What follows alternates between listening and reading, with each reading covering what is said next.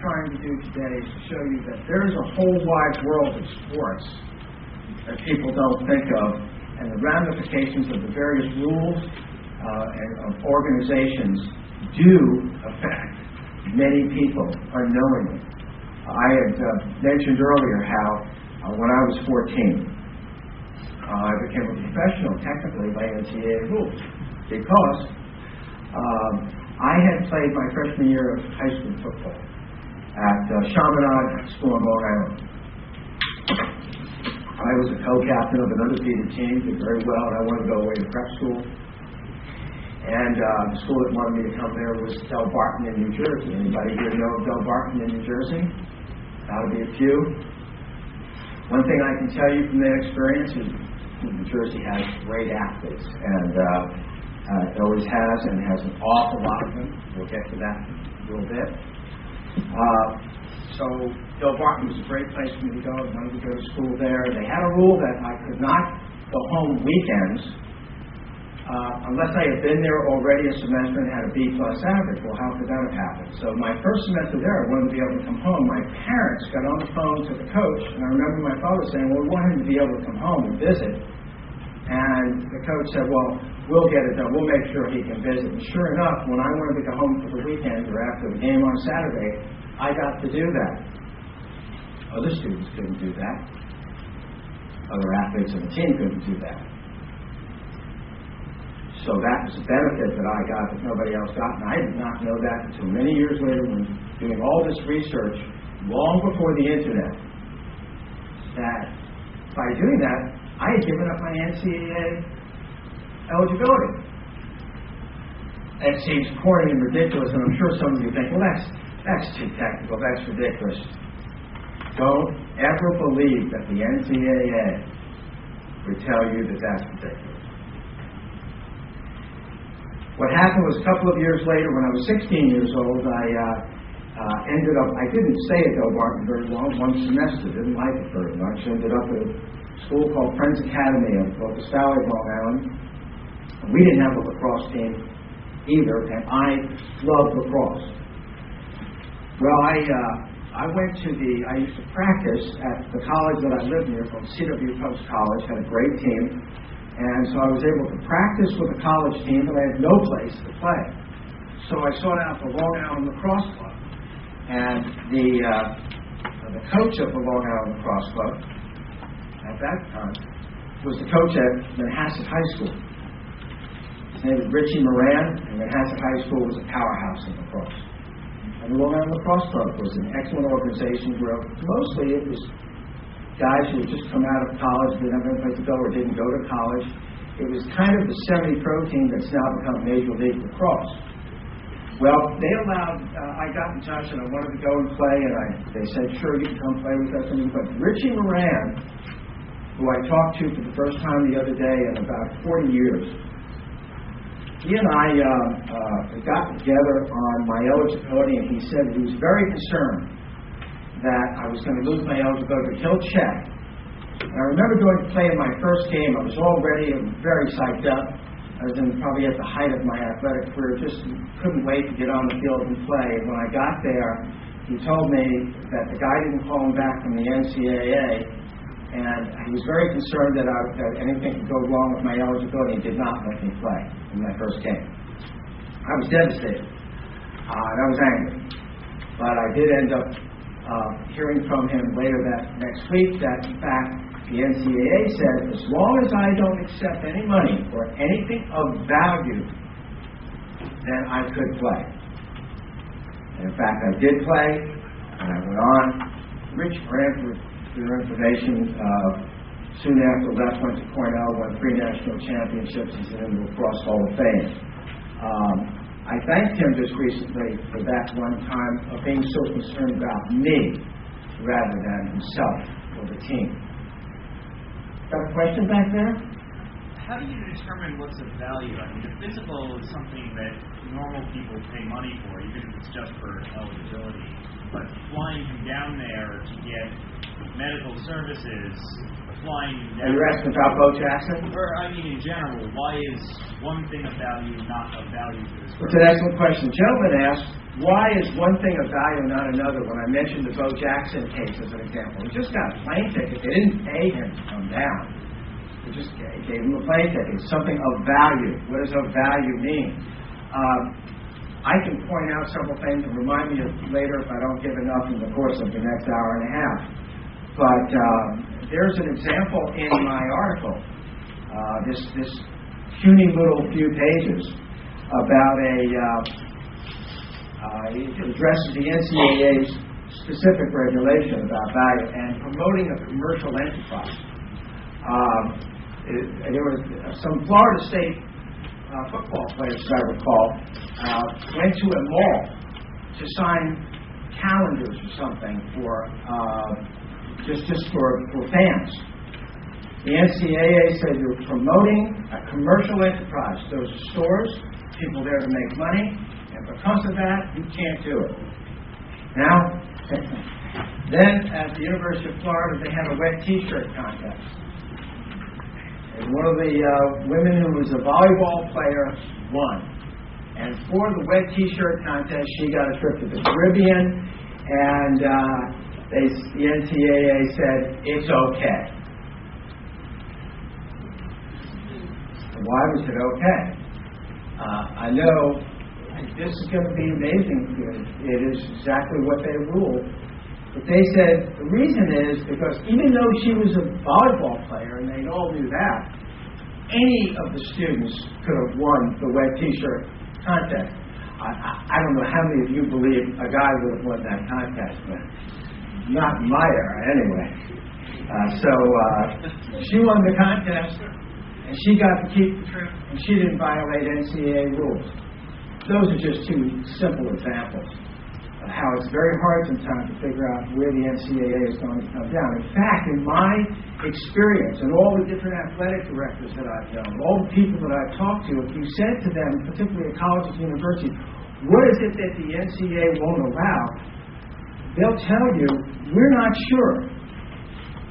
And that's not always good, but it's no different than us as lawyers when we go into courts. We think we have a good case, we have all the arguments, you have the evidence, you think, well, the judge is going to apply that to the evidence, and you don't understand the outcome. You all have studied that for years now. And what is disconcerting, though, is when you look at the NCAA and its rules, and then you look at its decisions, you don't know where they're always going to come down. That was kind of how I got started with all this so many years ago, because I wondered what was going to happen with the little girl who was the tennis player. And what would have happened to me before I eventually, for a short time, I actually played across the University of Maryland. My team went on to win the national championship, which was very nice, and I missed it because I became more of an academic. But I think that when you pursue these things, you don't really know where you're going to go. And my idea was, lawyers need to know where to refer. What organization? What regulatory framework? If we're in the scholastic realm right now, take, for example, the New Jersey, I think it's called New Jersey Interscholastic Athletic Association. There could be an instance where you counsel an amateur who's a baseball player, and he's been approached by Frank Tyrone to represent him in case he gets drafted by the Yankees. Well, here's an interesting situation. In your materials, you will find the Uniform Athlete Agent Act. Just for your information, that hasn't been adopted by the state of New Jersey. It's been adopted by 40 states, including New York. 3 states have not adopted it that have laws that apply to an athlete agent. California, Ohio, and Michigan. So 43 states have some kind of laws that apply to that situation. New Jersey is not one of them. New York is. In New York, if I went up to a high school player and asked him if he'd like me to represent him, and he said yes, even though it's an oral contract, That could be shown. Or if we enter into anything in writing as a professional, I mean, you cannot play at any member institution of the NCAA, and also probably the National Junior College Athletic Association, NCJAA. And depending on the sport, baseball is one, might not be able to compete internationally. But in New Jersey, state, there is no such law that prevents that player from talking to me. So interestingly, it depends on where you are, what jurisdiction you're in. Now we have to look at the ethical considerations. If you're a lawyer and you're now going to approach a player in New Jersey, a high school baseball player, the question is, are you properly soliciting under the rules of professional responsibility in New Jersey? It's a code of professional responsibility in New York. Can you solicit that way as a lawyer? And then if you do solicit, and you haven't violated any of the state rules, then the question is, ethically, what can you really say to that athlete? What can you offer to that athlete if that athlete wants to go to an NCAA member institution? I've just kind of glossed over what happens when you try to negotiate a grant and aid scholarship with an NCAA institution. You cannot do it. You cannot go and try to get anything better for any student athlete at an NCAA member institution than any other athlete, whether you're a lawyer or a family member. It's not allowed.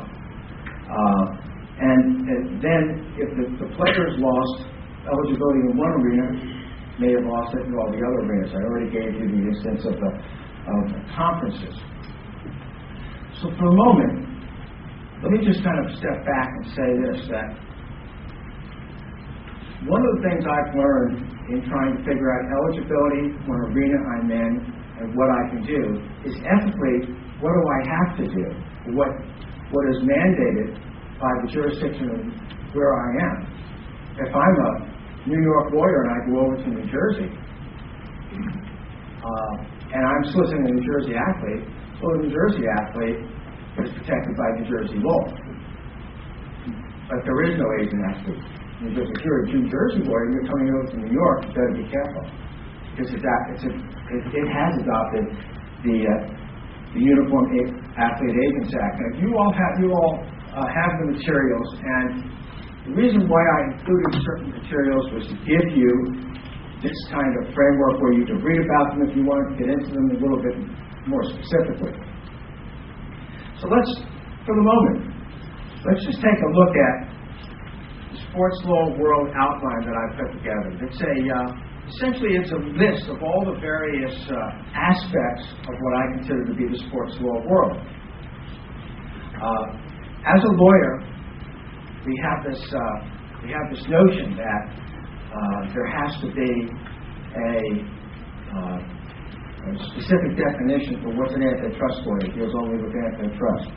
What's a sports lawyer? Well, a sports lawyer can actually be both a lawyer that deals with issues involving sports, as well as an agent, a manager of professional athletes. I don't know how many of you know of Payne Stewart when he died in a plane crash back in the mid-90s. Payne Stewart, PGA golfer, was represented by Richard Fraley. Richard was a sports lawyer in Florida, and I knew him well. We did continuing legal education courses together. Richard was a tax lawyer and had a law firm, and he operated that way as a sports lawyer representing professional athletes, many of them in different sports. And I always contended with him that when you're operating as a lawyer representing athletes, you're constricted by certain things, such as solicitation, how you can charge, what you'll be held to for certain standards, confidentiality, etc.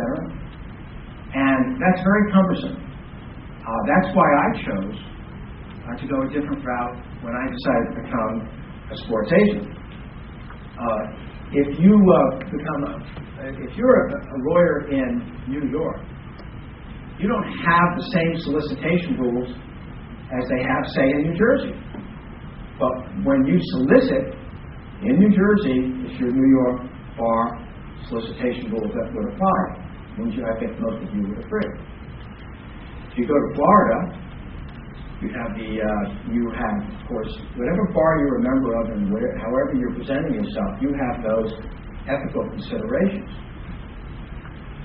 Fact is that in Florida, when I was practicing there in the mid-'80s, to solicit anyone for any kind of legal services, you had to put on the outside of the envelope, this is a solicitation from a lawyer. There are all sorts of very cumbersome rules. I couldn't imagine writing to an athlete at Florida State University, a football player, and getting this letter. The first thing they're going to do is throw it away or think, I don't need this.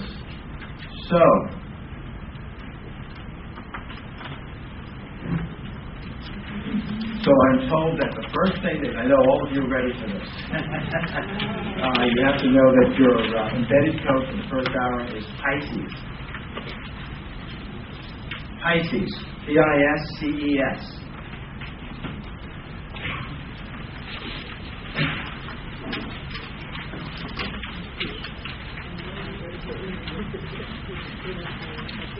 Going back to Florida State for a moment, it's an interesting situation.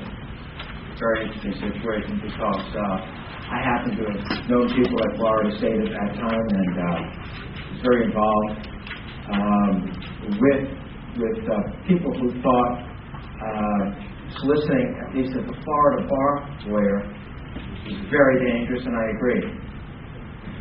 So how I became a sports agent, really, fast forward for a moment, was that I was a member of this golf club that I told you about. Well, a woman who represented that club on the Ladies Professional Golf Tour was in fact, she was representing our resort as well. When I found that out, I wrote to her and asked her if she had an agent. She didn't. She called me, and she wanted me to be her manager. And from that, I contacted the Ladies Professional Golf Association Tour and found out what I could do and what I needed to do to be registered with them, etc. And I set up my own management company, separate from in Florida, it's a professional association, not a professional corporation. So separate from my law practice, I set up a management company so that when I solicited other players, I always solicited them through the management company. My business card was managed, so all their contracts were with my management company. And every contract had a clause in it that they were aware that I was an attorney and that nothing I do for them is legal advice unless it's agreed to in writing in a separate contract. All of you need to be considering, how are you soliciting if you solicit someone? What role are you in when you're advising them? Obviously, if you're a lawyer and you're advising them, that's easy, but if you're soliciting them, that's not so easy. I can tell you that the solicitation rules of the Florida bar are very strict compared to my experience with, for example, the New York bar. I don't know about New Jersey, but I can tell you that I don't think there are many that could be more strict than Florida. So I did everything I could to keep everything separate. Interestingly, for Richard, as I talked about, Richard, for your information, went down in the same plane with Payne Stewart. Their Learjet crashed and they both died in the mid-'90s. And I thought many times about how he had such a great career. He was doing great things. But I've always thought, wow, you're an attorney. You're representing a professional athlete under a personal services agreement. You have all of the requirements ethically of having that client as your athlete, as your client in the context of being a normal, typical, professional, legal client, as opposed to an athlete and being an agent for that athlete, negotiating contracts, endorsements, sponsorships, etc. And so then you have to look at the Code of Professional Responsibility in New York, the Rules of Professional Responsibility in New Jersey. You have a provision here that's included in the materials, specifically New Jersey Rule of Professional Conduct 1.8, Conflict of Interest, Current Client Specific Rules. I pulled that out just so that some of you would look at that. If you think you want to pursue any kind of professional athletes, and really you should be thinking in terms of what that might create, what kind of relationship you create once you solicit someone to be a client, what kind of obligations you're going to create for yourself, confidentiality records. You can go get down to the long list as a lawyer. I think it's obvious that it's much harder to be compliant as a lawyer than it would be certainly as just a sports agent.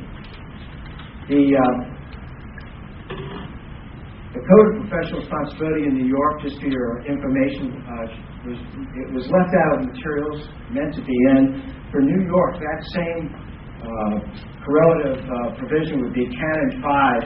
A lawyer should exercise independent professional judgment on behalf of a client. It's Rule 5-101, and operating in the client's best interest. I think all of you can understand that when you want to pursue, or I should say solicit, clients as a lawyer, obviously you have to follow the bar rules, but you should be also thinking about the rules that apply to where that athlete is and the organizations that may apply to it.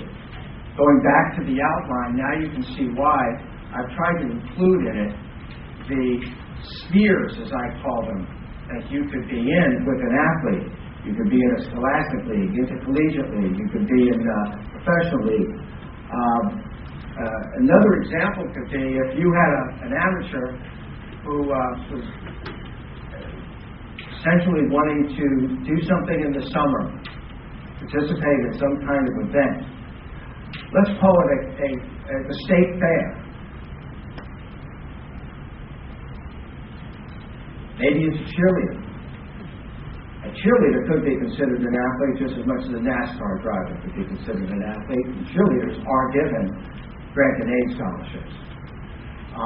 They are not classified typically as athletes, but if it's let's say someone does twirling or something like that and does that at the state fair as some kind of entertainment, does that all of a sudden make her a professional athlete if she's given anything that other student athletes would be given? I think so. Silly stuff. The whole point of this is silly stuff can get an amateur in deep trouble down the line in times when you never would think it would. How many of you here are litigators? Consider yourself real litigators. That's what you do. Not a lot of you guys. Not too many. Okay? Well, I'm going to tell you that something has really happened in recent years, which I didn't expect. And that is that in spending the day at Harvard just a couple of months ago and hearing all of the various individuals, people that were involved, and I'd like to go back over some of it later, but to hear what they had to say about where sports is today and where amateurism is today, and where we're going with whether amateurs really are the same amateurs we always envisioned them to be in collegiate athletics, and how we're going to be able to define the rules better. What I found out is two things from that entire symposium. 94% of all the NCAA membership schools lose money on sports. 94%. And only 10% of the revenue for all college athletics comes from non-football. Or the other way to say it is, football is where the money is at, whether it's college football or professional football. In this country, football is what makes the money. It's television revenues. In fact, the NCAA made so much money from its college revenues that it got rid of its foundation because it didn't need the money anymore. So football funds everything. But here's the news that I'll talk about a little bit more after the break. I want to come back and we'll discuss a lot of different areas. But litigation is what's going to change how amateurs are viewed and how sports operates in this country. If you're a litigator and you're interested in the various areas of law that I've touched upon here that affect sports, you could play a very important role in the way sports, the way amateurs in particular are viewed nationwide. We'll go back to, I'll try to touch upon some of the cases in the next hour. But if you're a litigator, again, what we know now is that none of the organizations that govern sports and regulate sports in this country are going to change because they think they should, or because we know they should, such as how they're going to affect the way players make money from all the things they do for them. We all know college basketball and football players make a lot of money for these schools. The litigators are going to be the ones that change everything. So after the break, I'll come back and talk about some of the interesting cases about litigation. 5 minutes, guys.